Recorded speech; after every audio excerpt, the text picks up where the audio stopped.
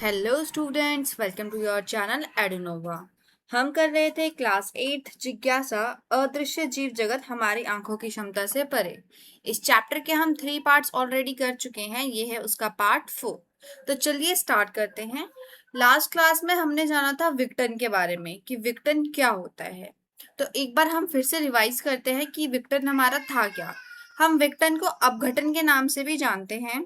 अपघटन जब जैविक अपशिष्ट को जीवाणु या कवक खाने लग जाते हैं और उनको अपघटित करके एक उपयोगी खाद के रूप में चेंज कर देते हैं, इसी प्रोसेस को कहा गया था अपघटन। जैसे अगर हमारा कोई फूड होता है, हम उसे बहुत दिनों तक नहीं खाते हैं, 2 से 3 दिन तक, तो वो रखे रखे खराब हो जाता है। वो खराब क्यों होता है? क्योंकि उस पे अब अपघटन की प्रक्रिया चालू हो गई है, यानी जीवाणु और कवक ने उस पर अटैक कर दिया है और उन्होंने उसको खाना शुरू कर दिया है। अब जो हमारा खाना होता है वो होता है जटिल पदार्थ।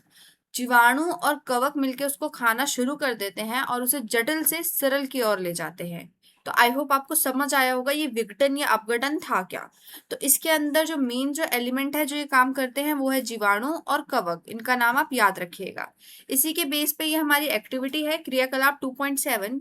इसमें ये विघटन करके खाद के रूप में बदला कैसे जाता है इसको बताया गया है। तो एक बार फटाफट हमें इस क्रियाकलाप पे नजर डालते हैं।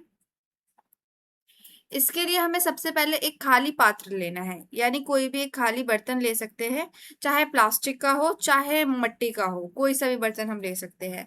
उस पे हमें कुछ होल्स करना है ताकि सूक्ष्म जीव तक ऑक्सीजन आसानी से पहुंच सके। देन हमें उसमें आधा मिट्टी भरना है, यानी उसमें एक लेयर बिछानी है हमें मिट्टी की।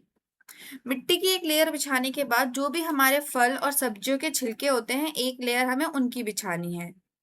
उसके बाद उसके ऊपर फिर से हमें एक लेयर और मिट्टी की बिछानी है। ये रही हमारी मिट्टी की लेयर। हम ये मिट्टी के साथ साथ कुछ सूखे पदार्थ भी यूज कर सकते हैं जिन्हें कहा जाता है ब्राउन कंपाउंड्स।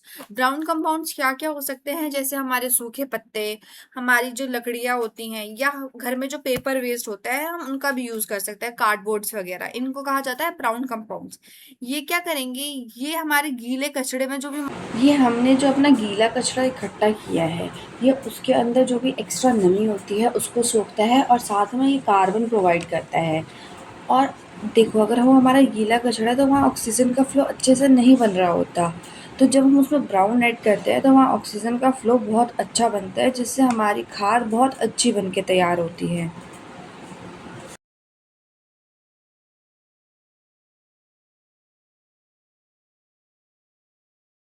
इसके बाद हम अपने कंटेनर को ढक के किसी सूखी जगह पे 2 से 3 हफ्ता के लिए छोड़ देंगे, और जब हम उसके बाद चेक करेंगे तो हमारा खाद तैयार होगा। अब देखिए, कुछ सप्ताह के बाद जब हमने उसे ऑब्जर्व किया तो फल और सब्जियों के छिलके अब गहरे रंग की खाद में बदल गए हैं। फल और सब्जियों के छिलके अब एक बेहतरीन कंपोस्ट में चेंज हो चुके हैं, जिससे अगर हम अपने पौधों को देंगे तो उनकी ग्रोथ बहुत ही अच्छी होगी। हमें अपने पौधों में खाद ही देना चाहिए, उर्वरक डालने से या फर्टिलाइजर डालने से बचना चाहिए, क्योंकि उसके अंदर बहुत सारे केमिकल होते हैं और इनडायरेक्टली वो केमिकल हम ही खा रहे होते हैं। इसलिए हमें इस तरीके की खाद खुद बनानी चाहिए और अपने पौधों में डालनी चाहिए। अब खाद बनी कैसे? देखिए, इसके अंदर मुख्य विघटक सूक्ष्म जीव कौन कौन से थे, किन किन सूक्ष्म जीव ने खाद बनाने में हमारी हेल्प करी। तो सबसे पहला था हमारा जीवाणु और कवक। जीवाणु और कवक मिलकर जो भी हमारे खाने के अंदर जो भी जटिल पदार्थ थे उनको सरल पदार्थ में चेंज करके एक बेहतरीन खाद में चेंज कर दिया। यह सूक्ष्म जीव पादप अवशिष्टों को सरल पोषक तत्वों में बदल देते हैं, जिसे जिससे पोषक तत्वों से भरपूर खाद बनती है। अब एक खाद के क्या फायदे हैं? खाद मिट्टी की उर्वरता बढ़ाती है, पौधों की वृद्धि में सहायक करती है, जैविक अपशिष्टों का पुनर्चक्रण करती है। देखिए, सबसे पहले हमें पेड़ से फल मिला, हमने फल को खा लिया, उसके छिलके मिले, हमने छिलके को वापस खाद बनाया, फिर खाद के बाद वापस पेड़ उगेगा, फिर पेड़ के बाद वापस हम फल खाएंगे। तो वो एक तरीके का पूरा एक पुनर्चक्रण करती है और पर्यावरण को स्वच्छ बनाने में हेल्प करती है। देखिए, जीवाणु और कवक को सफाई कर्मी भी कहा जाता है, क्योंकि इनके कारण ही हमें पर्यावरण को स्वच्छ बनाए रखने में हेल्प मिलती है और इनसे बने हुए खाद से हमें बेहतरीन फल और सब्जियां मिलती हैं। हमने विघटन का क्रियाकलाप तो देख लिया, अब चलिए इसकी परिभाषा की ओर चलते हैं। मृत पौधों, पत्तियों, पशु अवशेषों तथा जैविक अपशिष्टों को सूक्ष्म जीव द्वारा सरल पदार्थों में बदलने की प्रक्रिया ही क्या कहलाती है? विघटन कहलाती है। जैसे हमने देखा था, जो भी हमारे पास जैविक अपशिष्ट था उनको सरल पदार्थों में चेंज किसने किया था? जीवाणु और कवक ने। इसी प्रक्रिया को क्या कहते हैं? विघटन कहते हैं। इसके प्रमुख घटक कौन कौन से हैं? विघटन करने वाले प्रमुख सूक्ष्मजीव कौन कौन से हैं? तो ये है जीवाणु और कवक। अब विघटन के लाभ क्या क्या हैं? सबसे पहला तो ये खाद के निर्माण में हेल्प करता है। पादप अवशिष्ट खाद में बदल जाते हैं। जो भी हमारा पेड़ पौधे से जो भी हमें अपशिष्ट मिलता है वो किस में बदल जाते हैं? खाद में बदल जाते हैं। और खाद क्या करता है? मिट्टी की उर्वरता को बढ़ाता है, मिट्टी को फर्टाइल बनाता है, उसके अंदर पौधे और आसानी से पनप सकते हैं।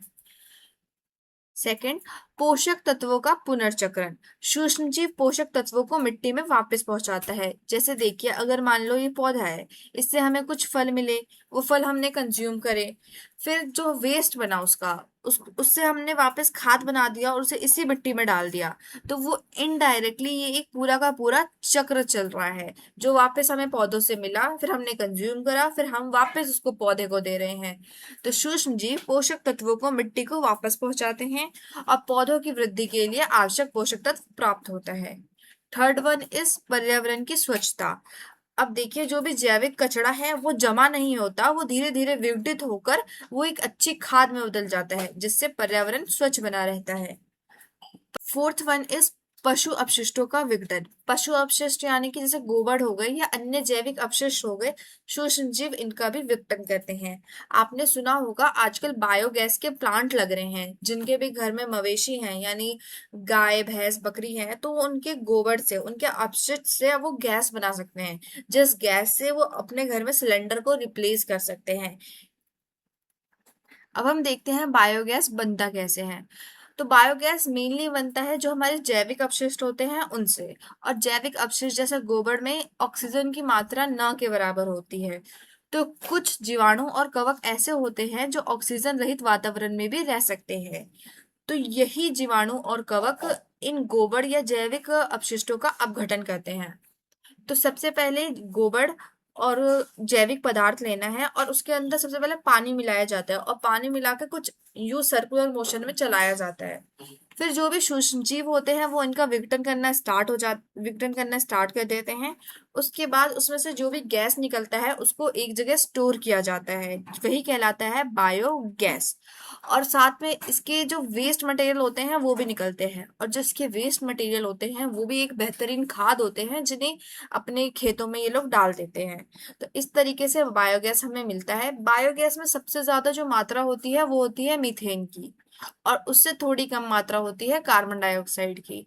तो यानी हम कह सकते हैं बायोगैस इन दो गैसों का कॉम्बिनेशन है, जो कि है मीथेन गैस और कार्बन डाइऑक्साइड गैस। बायोगैस का उपयोग कहाँ कहाँ होता है? भोजन को पकाने में, घरों को गर्म रखने में, बिजली के उत्पादन में, वाहनों के ईंधन के रूप में उपयोग, यानी गाड़ियों में जो फ्यूल डलता है उसके रूप में। अब पर्यावरण में इसका क्या महत्व है? जो बायोगैस है वो जैविक अपशिष्टों का निपटान करके बनता है, तो एक तरीके से वो कचरे को खत्म कर रहा है, पर्यावरण को स्वच्छ रखने में। और नवीकरणीय ऊर्जा का स्रोत, आप जानते हैं हमारे पास जो मेन ऊर्जा का स्रोत है, कोयला, पेट्रोल, ये सब एक समय तक सीमित है, खत्म हो जाएंगे। तो एक तरीके का हमारे पास नवीकरणीय ऊर्जा का स्रोत मिल रहा है हमें।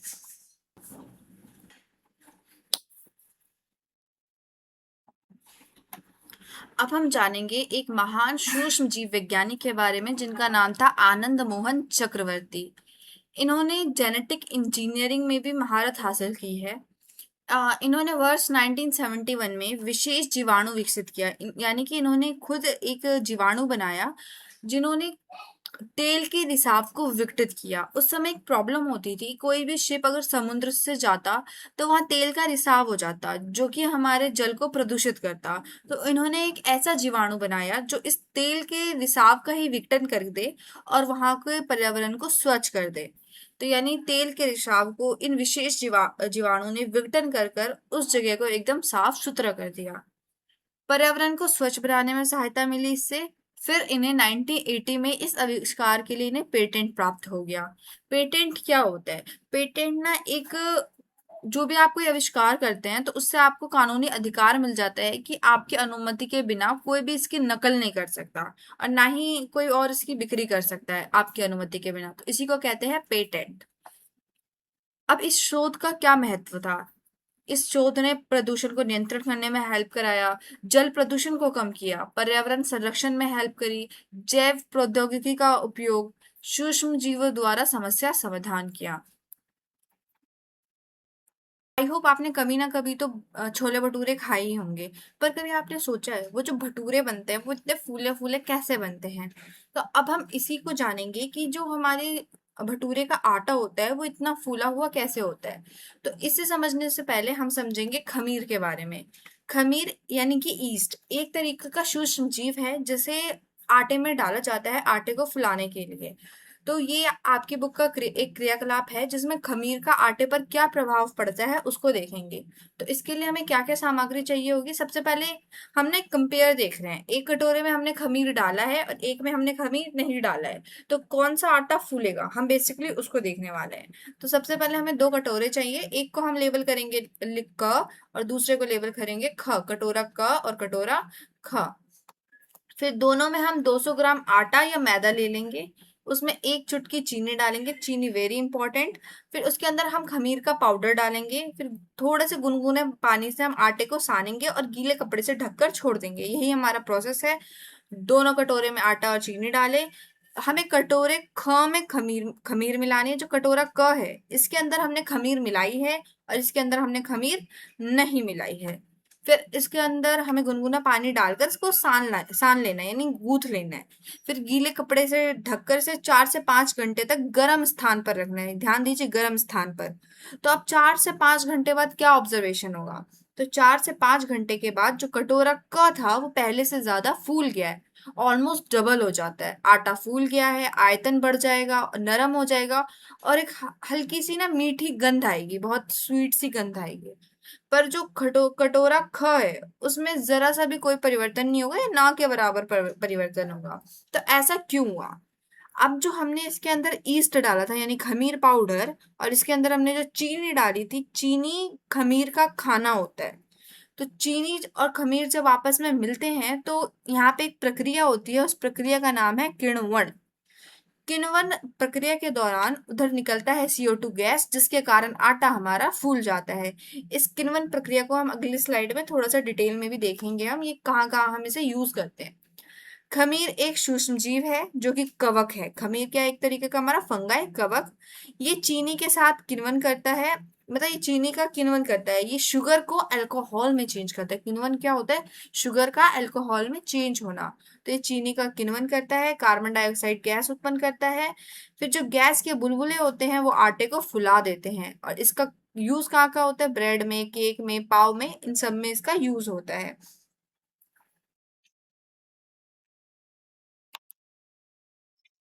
चीनी खमीर का भोजन है। गुनगुना पानी खमीर को सक्रिय कर देती है, मतलब खमीर को एक्टिव कर देती है थोड़ी सी गर्म पानी। और गर्म स्थान पर रखने से जो खमीर है उसको फेवरेबल कंडीशन मिलता है जिसमें वो अच्छे से ग्रो कर पाती है। अब हम देखते हैं खमीर का आटे पर क्या प्रभाव पड़ा है। वैसे तो हम देख चुके हैं क्या प्रभाव पड़ा है, पर अब एक बार फटाफट उसे ब्रीफ में देख लेते हैं, ये आटा फूला क्यों और ये क्या प्रक्रिया थी। तो जो हमने ऑब्जर्व किया, जो खमीर का आटा था उसका आयतन बढ़ गया और वो फूलकर ऊपर की ओर उठ गया। आटा जो है वो हल्का नरम और स्पंजी हो गया, और आटे से एक मीठी प्रकार की गंध आने लगी। और बिना खमीर वाला आटा नॉर्मल था, वो कम फूला। अब ये खमीर है क्या? खमीर एक तरीके का सूक्ष्म जीव है जिसे फंजाई भी कहते हैं या कवक भी कहते हैं। तो खमीर एक सूक्ष्म जीव है, यह कवक समूह का सदस्य है। और खमीर को जब गर्म परिस्थिति मिलती है तो ये अपने आप को बहुत जल्दी से बढ़ाता है। अब आटा फूला क्यों? अभी पीछे हमने बात करी थी किण्वन प्रक्रिया की। तो खमीर खमीर का खाना है चीनी, जब हमने उसमें चीनी मिलाया उसमें वो एक प्रोसेस करता है जिसमें वो CO2 गैस रिलीज करता है। प्रोसेस क्या था? किण्वन, जिसमें वो शुगर को यूज करके CO2 गैस रिलीज करता है। तो खमीर श्वसन के दौरान चीनी को विघटित करता है और इस दौरान CO2 गैस बनती है। और जो गैस के बुलबुले हैं वो आटे में फंस जाते हैं, जिससे आटा फूल जाता है और नरम हो जाता है। अब आटे में गंध क्यों आती है? खमीर किण्वन के दौरान थोड़ी मात्रा में अल्कोहल बनता है, बहुत थोड़ी मात्रा में बनता है ये अल्कोहल। इस अल्कोहल के कारण ही हमारे आटा से अलग प्रकार की गंध आती है। चीनी और गुनगुना पानी क्यों मिलाया हमने? जैसे चीनी की बात करी, चीनी जो है वो खमीर के लिए भोजन का कार्य करती है, और गुनगुना पानी जो है खमीर की ग्रोथ में हेल्प करती है। वो उसको, जैसे हमने पढ़ा कि गरम जब उसको एनवायरनमेंट मिलता है तो वो अपने आप को तेजी से बढ़ाती है, तो इसलिए हमने उसमें गुनगुना पानी मिलाया था। अब खमीर का उपयोग कहाँ कहाँ होता है? पाव रोटी बनाने में, केक बनाने में, अभी पीछे हमने देखा था भटूरे बनाने में, और बहुत सारी जगह, बहुत सारी बेकरी में, बिस्किट्स वगैरह में हम खमीर का उपयोग करते हैं। अब कुछ ऐसे सूक्ष्म जीव और हैं जिनका हम अपने खाना में प्रयोग करते हैं, जैसे लैक्टोबैसिलस। जैसे हमने पिछली स्लाइड्स में भी शायद बात करी थी हमने क्लासेस में लैक्टोबैसिलस के बारे में। लैक्टोबैसिलस बैक्टीरिया हमारे दही में मोस्टली पाया जाता है। तो इसका यूज इडली बनाने में, डोसा बनाने में, और भी काफी सारी चीज बनाने में इसका यूज किया जाता है। अब हम देख रहे हैं आपके एनसीईआरटी का क्रियाकलाप 2.9, जिसमें है दूध से दही बनने की प्रक्रिया। अब इसका उद्देश्य क्या है? जब हम दही जमाते हैं तो उस समय तापमान कैसा होना चाहिए, और तापमान दही बनने की प्रक्रिया को कैसे प्रभावित करती है, मेनली हमें इसी बात को समझना है। तो हमने यहाँ पे दो कटोरी ली है, कटोरी क और कटोरी ख। कटोरी क में हमने डाला है गुनगुना दूध, और उसे हम रख रहे हैं गर्म स्थान पर। यहाँ का temperature approx 30 to 40 degree Celsius है। वहीं हमने लिया है ठंडा दूध, और इसको रख रहे हैं हम ठंडे स्थान पर। यहाँ का टेम्परेचर लगभग 5 से 10 डिग्री सेल्सियस है। अब हमने दोनों ही दूध में थोड़ा थोड़ा डाल दिया हमने जोरन। जोरन किसे कहते हैं? हल्का सा दही डाल दिया इसके अंदर। अब हम कुछ घंटे बाद ऑब्जर्व करेंगे तो क्या ये वाला दूध दही में चेंज हुआ होगा कि या ये वाला? तो ये वाला कटोरी क जिसके अंदर गुनगुना दूध था, ये हमारा दही में चेंज हुआ है। वहीं जिसके अंदर ठंडा दूध था वो हमारा दही में चेंज नहीं होगा। ऐसा क्यों हुआ? आइए इसको समझते हैं। पहले हम इसकी ऑब्जर्वेशंस देख लेते हैं। जो कटोरी क है उसका दूध दही में बदल गया, दही थोड़ा सा खट्टा हो जाता है और दूध गाढ़ा होकर जम गया। वहीं यहाँ का जो दूध है वो दही में नहीं बदला, दूध लिक्विड फॉर्म में ही रहा, तरल ही रहा, यानी कि बस हल्का सा खट्टापन आ सकता है, अदरवाइज वो भी नहीं आएगा।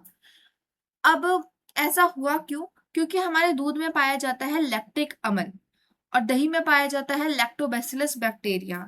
जब लैक्टिक अम्ल और लैक्टोबैसिलस बैक्टीरिया आपस में मिले और इन्हें एक अच्छे सा टेम्परेचर मिला, तो लैक्टोबैसिलस बैक्टीरिया ने खुद को ग्रोथ करना स्टार्ट कर दिया, खुद को फैलाना स्टार्ट कर दिया। जब जब लैक्टोबैसिलस बैक्टीरिया को बहुत अच्छी कंडीशन मिली, बहुत गर्म, जितना गर्म उसे सूटेबल होता है उतना गर्म उसे तापमान मिला, तो उसने अपनी वृद्धि करनी स्टार्ट कर दी।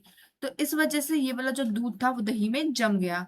और वहीं पे यहाँ पर ठंडा तापमान था, ठंडे तापमान में जो लैक्टोबैसिलस बैक्टीरिया है उसकी वृद्धि नहीं होती, इसलिए यहाँ दही नहीं जमा।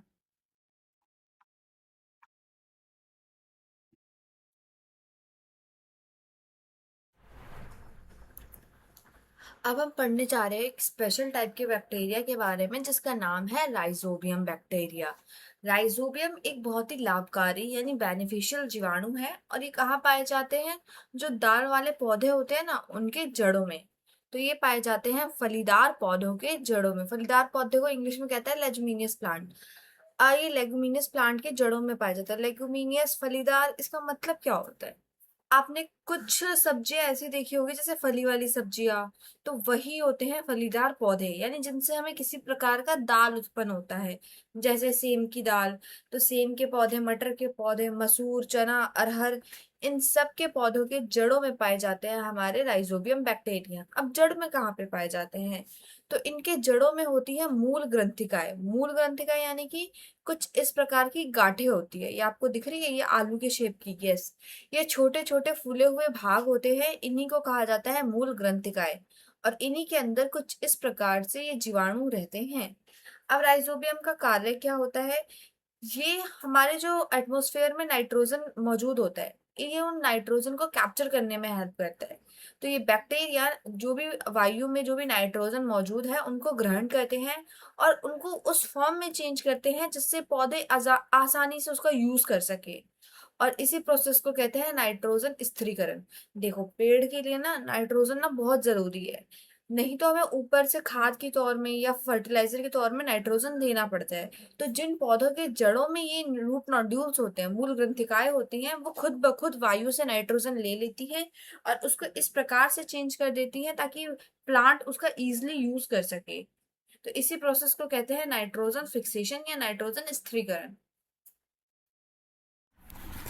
अब इस राइजोबियम बैक्टीरिया से हमारे पौधों को क्या लाभ मिलता है, जैसे हमने अभी जाना, जो पौधों को जितनी भी आवश्यक नाइट्रोजन की जरूरत होती है वो सब मिल जाती है। तो पौधों को आवश्यक नाइट्रोजन मिल जाता है, पौधे अच्छी तरीके से बढ़ते हैं और इसमें फिर हमें ऊपर से कोई भी फर्टिलाइजर डालने की जरूरत नहीं होती। जिन पौधों में ये मूल ग्रंथिकाएं नहीं होती उन पौधों में नाइट्रोजन पहुंचाने के लिए क्या करते हैं हम, ऊपर से हम कोई फर्टिलाइजर या मैन्योर डालेंगे। पर जिन जिन प्लांट में ऑलरेडी ये रूट नोड्यूल्स पाया जाता है उनमें हमें ऊपर से उर्वरक डालने की आवश्यकता कम हो जाती है या ना के बराबर हो जाती है। इससे पौधे और स्वस्थ और मजबूत बने रहते हैं। किसानों को क्या लाभ होता है, किसान फल चक्र अपनाते हैं, फसल चक्र अपनाते हैं, सॉरी, किसान फसल चक्र अपनाते हैं। अब ये फसल चक्र क्या होता है, देखिए, अब मान लीजिए मैंने एक फसल लगाई, यहाँ पे गेहूं की फसल है। गेहूं की फसल के जड़ों में कोई भी मूल ग्रंथिकाएं नहीं पाई जाती, यानी कोई भी रूट नोड्यूल्स नहीं पाया जाता, तो कोई भी राइजोबियम बैक्टीरिया नहीं पाए जाएंगे। तो मिट्टी में जितना भी नाइट्रोजन पहले से मौजूद था सब इस प्लांट ने ले लिया। अब मिट्टी में किस चीज की कमी हो गई, नाइट्रोजन बैक्टीरिया, सॉरी, नाइट्रोजन की कमी हो गई। अब नाइट्रोजन आएगा कैसे मिट्टी में, तो हमने लगा दी एक फलीदार फसल। अब फलीदार फसल के जड़ों में तो हम लोग जानते ही है क्या मौजूद होता है, रूट नोड्यूल्स मौजूद होता है, जिसने जो भी एटमॉस्फेयर से रूट नोड्यूल्स ने नाइट्रोजन कैप्चर कर लिया। अब नाइट्रोजन कैप्चर करने के बाद हमारी मिट्टी में वापस से नाइट्रोजन की मात्रा बढ़ गई। फिर से हमने एक ऐसी फसल लगा ली जिसके अंदर नाइट्रोजन की जरूरत होती है पर वो नाइट्रोजन को फिक्स नहीं कर सकते, उनके पास मूल ग्रंथिकाएं नहीं होती। इससे क्या होता है कि हमें ऊपर से उर्वरक डालने की जरूरत कम पड़ जाती है या ना के बराबर पड़ जाती है। आई होप आपको ये फसल चक्र समझ में आया होगा। फसल चक्र में बेसिकली हम करते क्या है, एक फसल के बाद फलीदार फसल उगा देते हैं, उसके बाद फिर हम नॉर्मल फसल उगा देते हैं जिससे मिट्टी के अंदर नाइट्रोजन की मात्रा बनी रहती है। अब इससे क्या क्या फायदे हैं, इससे मिट्टी में, मृदा में नाइट्रोजन की मात्रा बढ़ जाती है, मिट्टी की उर्वरता बनी रहती है, यानी मिट्टी बंजर नहीं होता। देखिए, अगर हम फलीदार फसल नहीं उगाएंगे तो हमारी मिट्टी में जो भी पोषक तत्व होगा सब एक फसल ने ले लिया। अब हमारी मिट्टी में जो भी पोषक तत्व है उसकी कमी हो गई, उसकी कमी को बढ़ाने के लिए हम उसमें डालेंगे फर्टिलाइजर या मैन्योर। और फर्टिलाइजर बनता है केमिकल से, और केमिकल धीरे धीरे हमारी मिट्टी को बंजर कर देती है और एक वाटर पॉल्यूशन का भी बहुत बड़ा कॉज है ये। तो अगर हम ऐसा फल चक्र अपनाते हैं तो इससे हमारी मिट्टी की उर्वरता बनी रहती है, मिट्टी जल्दी बंजर नहीं होते, इससे अगली फसल भी अच्छी होती है। और अगर रासायनिक उर्वरकों पर खर्च भी कम पड़ता है, हमें ऊपर से कोई फर्टिलाइजर डालने की जरूरत नहीं पड़ेगी या ना के बराबर जरूरत पड़ेगी, तो इससे क्या होता है, उस पर खर्च भी थोड़ा कम पड़ता है। अब हमारा नेक्स्ट टॉपिक है सूक्ष्म शैवाल क्या है। सूक्ष्म शैवाल, शैवाल हम पढ़ चुके हैं, शैवाल हमारा एक सूक्ष्म जीव है। और शैवाल भी कैसा, सूक्ष्म, यानी कि माइक्रो एल्गे के बारे में पढ़ना है हमें। सूक्ष्म शैवाल पौधे जैसे सूक्ष्म जीव होते हैं, यानी कि ये किसके जैसे होते हैं, पौधों जैसे सूक्ष्म जीव होते हैं। अब पौधे की क्या विशेषता है, वो अपना खाना खुद बनाता है, एक जगह फिक्स रहता है, तो इसकी भी प्रॉपर्टी कुछ ऐसी ही है। सूक्ष्म शैवाल पौधे जैसे सूक्ष्म जीव होते हैं जिन्हें केवल सूक्ष्मदर्शी की ही सहायता से हम देख सकते हैं। और ये कहाँ कहाँ पाए जाएंगे, ये पाए जाते हैं जल में, मृदा में, वायु में, और जो पौधे होते हैं उनकी सतह पे। आपने देखा होगा कि जो जब बारिश का मौसम आता है तो जो पुराने पौधे होते हैं उनकी जो खाल होती है उस पर ग्रीन कलर का एक लेयर जम जाती है, चिपचिपी सी, वही है हमारी सूक्ष्म शैवाल या शैवाल। सूक्ष्म शैवाल सूर्य के प्रकाश की सहायता से अपना भोजन बनाती है। इस प्रोसेस को क्या कहते हैं, प्रकाश संश्लेषण। जैसा हमने जाना, जो सूक्ष्म शैवाल था वो हमारा एक तरीके का पौधा था, तो पौधे अपना खाना खुद बनाते हैं, उसी प्रकार से सूक्ष्म शैवाल भी सूर्य के प्रकाश से अपना खाना खुद बनाती है, प्रकाश संश्लेषण करती है। ये प्रकाश संश्लेषण करती है तो यानी कि इनके अंदर क्या पाए जाते हैं, क्लोरोफिल पाए जाते हैं। अब जैसा हमारे पौधे जब अपना खाना बनाते हैं तो वो कार्बन डाइऑक्साइड को लेते हैं और किसको छोड़ते हैं, ऑक्सीजन को छोड़ते हैं। तो उसी प्रकार से जब हमारे सूक्ष्म शैवाल जब वो भोजन बनाते हैं तो उस समय अपने ऑक्सीजन को छोड़ते हैं। और पृथ्वी पे जो आधे से अधिक ऑक्सीजन है वो सब के सब इन सूक्ष्म शैवालों ने ही बनाए हैं। यानी कि सूक्ष्म शैवालों का ऑक्सीजन बनाने में एक महत्वपूर्ण योगदान है। हमारे एटमॉस्फेयर का आधे से ज्यादा ऑक्सीजन इन्होंने ही बनाया है। अब ये जो सूक्ष्म शैवाल है उनका जलीय जीवों के लिए क्या महत्व है। जो सूक्ष्म शैवाल है उनके अंदर जो पोषक तत्व होते हैं वो भरपूर मात्रा में होते हैं, इसलिए जो मछलियां हैं या छोटे जो जल जीव हैं वो इन्हीं को अपना मुख्य भोजन बनाती हैं। अब ये हमारे मनुष्य के लिए कैसे उपयोगी है। अब कुछ सूक्ष्म शैवाल जैसे कि स्पाइरुलाइना, क्लोरेला और डाइटम, इनका उपयोग किया जाता है स्वास्थ्यवर्धक भोजन बनाने में और दवाइयों को बनाने में। आपको जानकर हैरानी होगी कि स्पाइरुलाइना को सुपर फूड कहा जाता है। इन्हें खाने से हमारी बॉडी में बहुत सारे माइक्रो न्यूट्रिएंट्स होते हैं जिनकी कमी को ये फुलफिल करता है। तो इनका यूज दवाइयों में या सप्लीमेंट्स में भी किया जाता है। अब हमारी बेसिकली वो टॉपिक्स आ रहे हैं जो टॉपिक्स हम स्टार्टिंग में कर चुके हैं। केवल यहाँ पे एक पॉइंट ऐसा आएगा जो नया था, जो कि लास्ट स्लाइड में आपको मिलेगा। तो इसको हम फटाफट करेंगे एक रिवीजन के तौर पे। कोशिका को जीवन की मूल इकाई क्यों माना जाता है। अब देखिए, कोशिका हमारी क्या थी। कोशिका हमारे शरीर की सबसे छोटी संरचनात्मक और क्रियात्मक इकाई है, यानी कि ये सबसे छोटी यूनिट है जिससे हमारी बॉडी बनी है। और ये सबसे छोटी ही पार्ट है जो कार्य करती है। और यही हमारे सजीवों का निर्माण करती है। यानी कि सारे कोशिका मिलकर क्या बनाते हैं, उत्तक, उत्तक के बाद अंग, अंग के बाद अंग तंत्र और अंग तंत्र के बाद हमारा एक संपूर्ण मानव या मनुष्य या जीव तैयार हो जाता है। अब कोशिकाओं को मूल इकाई कहते क्यों हैं। जितने भी सजीव हैं वो सब किसके बने होते हैं, कोशिकाओं के बने होते हैं। शरीर में सभी आवश्यक कार्य, जितने भी कार्य होते हैं वो सब कहाँ पे होते हैं, कोशिकाओं में ही होते हैं। जैसे हम सांस लेते हैं या हमारे खाने का पाचन, सब कहाँ पे होता है, कोशिकाओं में ही होता है। अब नई कोशिका बनने से जीव बढ़ते हैं। जैसे जैसे इंसानों के अंदर कोशिकाएं बनती जाती है या कोशिकाएं बढ़ती जाती है, ऐसे ऐसे जीव का भी विकास होता जाता है। इसीलिए कोशिकाओं को कहा जाता है ये जीवन की मूल इकाई है, क्योंकि हमारी पूरी बॉडी का ही फंक्शन एक कोशिका पे ही डिपेंड करता है। अब कोशिका के आधार पर हम जीवों को दो भागों में वर्गीकृत कर सकते हैं। पहला है हमारा एक कोशिकीय जीव, दूसरा है बहुकोशिकीय जीव। जैसा हम जान चुके हैं, एक कोशिकीय यानी वो जीव जिनकी पूरी की पूरी बॉडी एक ही कोशिका से बनती है और यही एक ही कोशिका पूरी बॉडी का फंक्शन करता है, इसी को कहते हैं एक कोशिकीय जीव। बहुकोशिकीय जीव जिनकी शरीर अनेक कोशिकाओं से मिलकर बनती है, यानी पहले कोशिकाओं से उत्तक, उत्तक से अंग, अंग से अंग तंत्र और अंग तंत्र से एक संपूर्ण जीव। तो इनका जो शरीर होता है वो अलग अलग कोशिकाओं से मिलकर बना होता है। अब इनके उदाहरण क्या हो गए, जैसे हमारे जीवाणु और प्रोटोजोआ। और इनके उदाहरण मनुष्य, पशु, पेड़ पौधे, ये सब आ गए बहुकोश के जीव के उदाहरण। अब इनके अंदर जो भोजन का कार्य हो गया, सांस लेने का कार्य हो गया, या ये अपने जैसे बच्चे कैसे लाते हैं, इस सार इन्हें कहते हैं प्रजनन। प्रजनन ये सारे कार्य केवल एक ही कोशिका करते हैं। तो इनके हर एक कोशिका के अपने एक स्पेशल काम होते हैं और सारी कोशिकाओं के काम मिलकर पूरी बॉडी के फंक्शन को एक स्मूथली रन करती है। अब हमने ये जानना है कि जो हमारे अधिकतर सूक्ष्म जीव है वो एक कोश के जीव हैं, पर हमारे कुछ शैवाल और कुछ कवक एक कोश के भी होते हैं और बहुकोश के भी होते हैं। ये बात आपको बहुत ही अच्छे से ध्यान रखनी है कि कुछ शैवाल और कुछ कवक हमारे एक कोश के भी हैं और बहुकोश के भी हैं। जैसे कि उदाहरण में हमारा ईस्ट।